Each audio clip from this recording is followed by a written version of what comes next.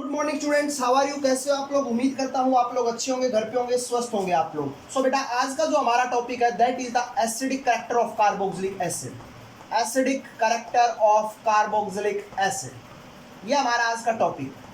Clear आप लोगों को? तो जनरली कार्बोक्सिलिक एसिड एक तरह के वीक एसिड्स होते हैं। तो अगर मैं किसी कार्बोक्सिलिक एसिड्स को वाटर के अंदर डिसॉल्व करता हूं तो it does not dissociate complete, तो it will dissociate like this manner.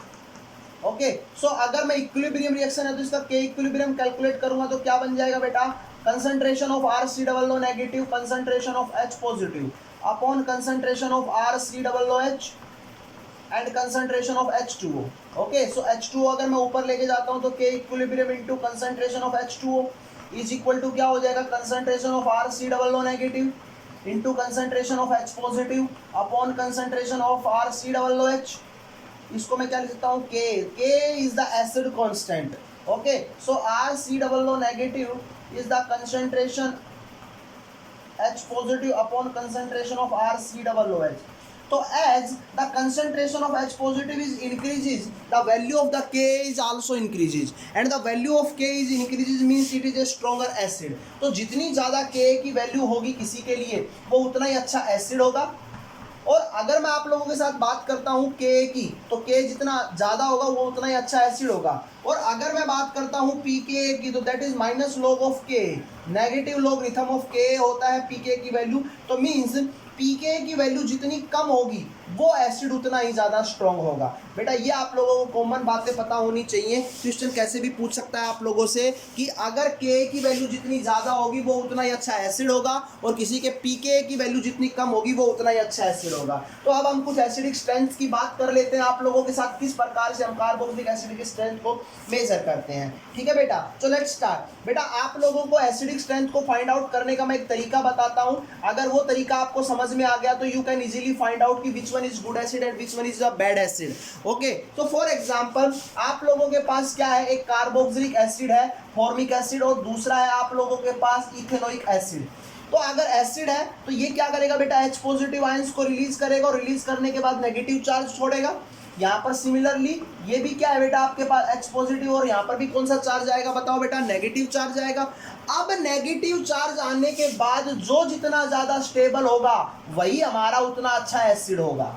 जो जितना ज्यादा स्टेबल होगा वही हमारा उतना अच्छा एसिड होगा। तो देखिए यहाँ पर CH3 ग्रुप इसको प्लस आई इफेक्ट, मतलब और इलेक्ट्रॉन दे रहा है। बेचारे के पास पहले से ही नेगेटिव इलेक्ट्रॉन, नेगेटिव चार्ज था, और CH3 ग्रुप उसको और ज्यादा इलेक्ट्रॉन दे रहा है, मतलब उसको डिस्टेबलाइज कर रहा है। जबकि यहाँ पर ओनली हमारे पास H प्रेजेंट है जो ना है आपका प्लस आई इफेक्ट शो नहीं कर रहा है। तो इस वजह से मैं कह सकता हूँ कि आपका फॉर्मिक एसिड क्या है? आपका ज्यादा एसिडिक है as comparison to ethanoic acid या एसिटिक एसिड। बेटा बात को दोबारा से समझ लीजिए, H पॉजिटिव निकलने के बाद नेगेटिव चार्ज जितना ज्यादा स्टेबल होगा वो उतना ही अच्छा एसिड होगा। इस बात को ध्यान से समझ लीजिएगा। क्लियर है? चलते हैं दूसरे क्वेश्चन की तरफ। बहुत से क्वेश्चन हम लोग करने वाले हैं आज की क्लास में।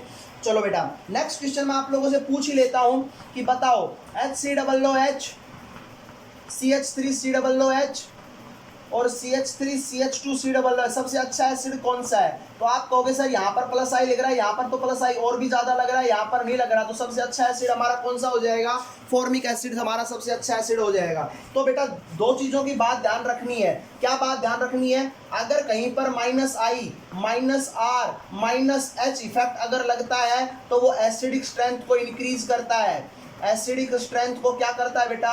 इंक्रीज करता है। और कहीं पर अगर plus I, plus R, plus H effect लगता है तो बेटा वो हमारी एसिडिक स्ट्रेंथ को डिक्रीज करता है। इस बात को दिमाग में सेट कर लो कि अगर माइनस इफेक्ट लग रहा है तो एसिडिक स्ट्रेंथ इंक्रीज होगी, और अगर कहीं पर प्लस इफेक्ट लग रहा है तो आपकी एसिडिक स्ट्रेंथ डिक्रीज हो जाएगी। इस बात को दिमाग में सेट कर लो। सेट कर लिया? चलते हैं आगे की तरफ। चलो बताओ, अभी आप लोग मुझे जल्दी जल्दी बताएंगे। ओके, और जल्दी कैसे बताएंगे? बताओ आप लोग मुझे। ये मेरे पास क्या है? बेंजोइक एसिड है, और एक मेरे पास सिंपल एसिटिक एसिड है। बताओ अच्छा एसिड कौन सा है? सर H पॉजिटिव निकला, नेगेटिव चार्ज, H पॉजिटिव निकला, negative charge. This negative charge is stabilize by, बताओ बेटा किससे स्टेबलाइज हो जाएगा? रेजोनेंस से। है ना, लेकिन ये स्टेबलाइज नहीं होगा नेगेटिव चार्ज, बल्कि ये तो प्लस आई इफेक्ट से क्या हो जाएगा, डिस्टेबलाइज हो जाएगा। सो हम कह सकते हैं कि हमारे बेंजोइक एसिड्स के स्ट्रॉन्ग एसिड होते हैं, स्ट्रॉन्ग एसिड होते हैं as comparison to simple aliphatic acids. Clear है आप लोगों को। नेक्स्ट बेटा आप लोगों के पास एक क्वेश्चन और है, और क्वेश्चन क्या है जरा ध्यान से समझिए कि मेरे पास एक सिंपल कार्बोक्सिलिक एसिड है ना बेटा, और एक मेरे पास क्या है, अल्कोहल है। बताओ आउट ऑफ अल्कोहल और कार्बोक्सिलिक एसिड, नाम से ही पता चल रहा है एसिड, तो इसका मतलब ये हमारा स्ट्रॉन्गर एसिड होगा। हालांकि हम बात कर लेते हैं H पॉजिटिव निकालेंगे नेगेटिव चार्ज, H पॉजिटिव निकालेंगे नेगेटिव चार्ज। अब this negative charge is stabilize by, बताओ बेटा किससे स्टेबलाइज हो जाएगा, रेजोनेंस से। अरे बोलो। सो हम इसका हाइब्रिड स्ट्रक्चर कैसे लिखेंगे, RCOO, और इनके बीच में कौन सा चार्ज रिवॉल्व कर रहा है, बताओ बेटा, माइग्रेट कर रहा है, डिलोकलाइज कर रहा है, नेगेटिव चार्ज। सो आपके कार्बोक्सिलिक एसिड के अंदर रेजोनेंस होने की वजह से अल्कोहल से ज्यादा एसिडिक नेचर होता है इनका। क्लियर है आप लोगों को, बात समझ में आई यहां तक की बातें। चलते हैं आगे की तरफ। बेटा नेक्स्ट क्वेश्चन है आप लोगों का, out of phenol and the carboxylic acid आपका अच्छा एसिड कौन सा है, बताओ। तो आपका जो अच्छा एसिड होगा बेटा वो यही होगा, carboxylic acid. Why, because resonance तो इसके अंदर हो रहा है, आप लोगों को समझ में आया, रेजोनेंस तो इसके अंदर हो रहा है। लेकिन रेजोनेंस जब आप लोग करते हो तो यहाँ पर बेटा इसके ऊपर यहाँ पर क्या होगा बेटा, बताइए जरा, कार्बन है, बोलो यही होगा। नेक्स्ट स्टेप में क्या हो जाएगा बेटा, बताओ, यहाँ पर नेगेटिव चार्ज डबल बॉन्ड।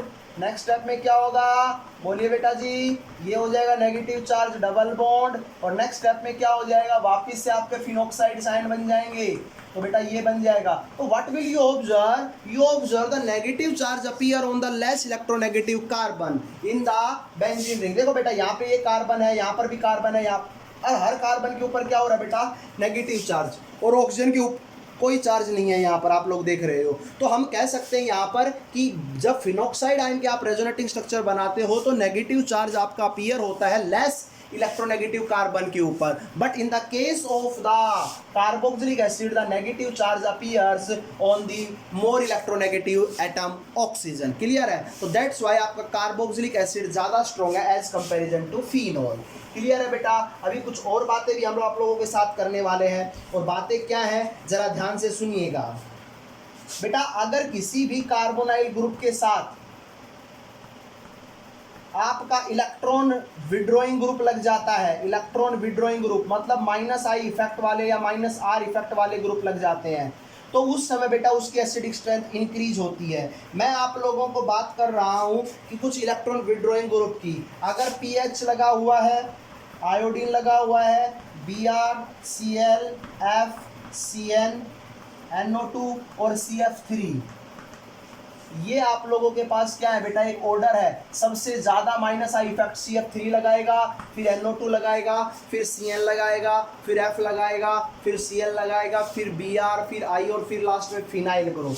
समझ में आया। अगर इलेक्ट्रॉन विड्रॉइंग ग्रुप लग जाता है, और अगर इसके साथ कहीं पर भी इलेक्ट्रॉन डोनेटिंग ग्रुप अगर जुड़ जाता है, कौन जुड़ जाता है बेटा, इलेक्ट्रॉन डोनेटिंग ग्रुप। तो इलेक्ट्रॉन डोनेटिंग ग्रुप क्या करेंगे बेटा, +I लगाएंगे या +R लगाएंगे, और +I और +R इसकी एसिडिक स्ट्रेंथ को क्या करेंगे बेटा, डिक्रीज कर देंगे। क्लियर है आप लोगों को, क्या कर देंगे, एसिडिक स्ट्रेंथ को डिक्रीज कर देंगे। क्लियर है आप लोगों को। तो इस बात को आप लोगों को ध्यान से समझना है। करेंगे क्वेश्चंस इनके ऊपर भी, और पहला ही क्वेश्चन आप लोगों के पास ये है, CH3COOH, नेक्स्ट है CH2Cl COOH, नेक्स्ट आपके पास CHCl2COOH, और नेक्स्ट है CCl3COOH। बताओ सबसे अच्छा एसिड कौन सा। सर इसमें 3 क्लोरीन ग्रुप लगे हुए हैं, 3 -I इफेक्ट सबसे ज्यादा लग रहा है, तो सबसे अच्छा एसिड हमारा ये होगा, फिर ये होगा, और ये सबसे बेकार एसिड हमारा माना जाएगा। क्लियर है आप लोगों को, मेरी बात समझ में आई। नेक्स्ट चलते हैं आगे की तरफ। देखिए बेटा जी, नेक्स्ट क्वेश्चन है आप लोगों के पास, एक आपके पास सिंपल CH3COOH है, एक आप लोगों के पास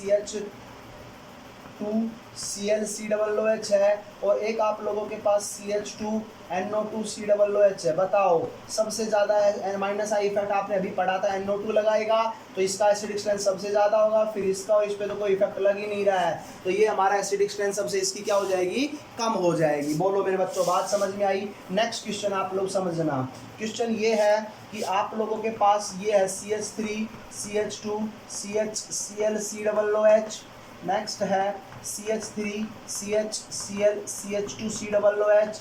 अब आपका माइनस आई इफेक्ट लग रहा है, लेकिन माइनस आई इफेक्ट COOH से क्या लग रहा है बेटा, दूर होता जा रहा है धीरे धीरे। और आपको पता है इंडक्टिव इफेक्ट, जैसे जैसे कार्बन चेन इंक्रीज होती जाती है उसके साथ डिक्रीज होता जाता है। So we can say that कि हमारा माइनस आई इफेक्ट बेटा इस क्लोरीन का सबसे ज़्यादा लगेगा, क्योंकि ये अल्फा कार्बन पर है, ये बीटा कार्बन पर और ये गामा कार्बन पर है, तो सबसे ज़्यादा माइनस आई इफेक्ट आपका अल्फा कार्बन पर लगेगा। तो इसका मतलब सर सबसे ज़्यादा नंबर अच्छा एसिड ये होगा, दूसरे नंबर पर ये और तीसरे नंबर पर ये आप लोगों का अच्छा एसिड माना जाएगा। क्लियर है आप लोगों को। चलते हैं आगे की तरफ।